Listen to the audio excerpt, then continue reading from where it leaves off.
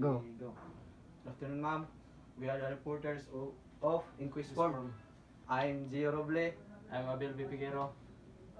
And we will report today. Inquest Form.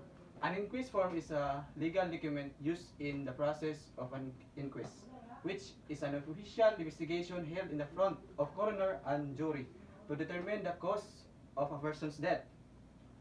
The form typically includes details about the deceased, such as their name, age, and address, as well as information about the circumstances of their death, such as time, date, and location. Ang inquest form daw, ma'am, is illegal document nga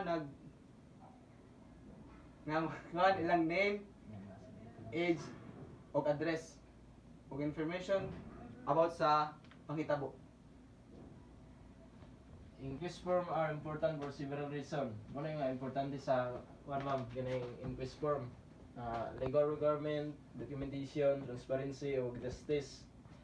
This is number 1. Legal requirements. In many jurisdictions, an inquest form is a legal requirement for any death that is reported to the authorities. Yung legal requirements siya ma'am, base siya sa legal nga pumaagi na ma-report sa mga authority, mga police.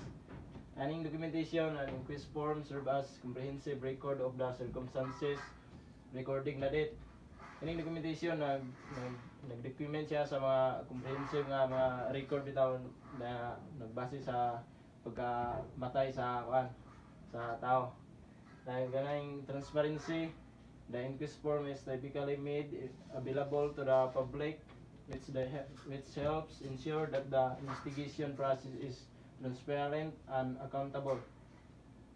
Ining transparency ma'am ay available na siya sa public nga nagbase siya sa investigation process nga counted yahang transparency. Justice. Inquest form is an important tool in the pursuit of justice for the deceased and their family. In justice sa inquest form muna siya ang naghatag justisya sa pagkamatay sa iyang for the deceased and their family. The inquest form muna yung mga important sa inquest form. That's all, ma'am. Thank you.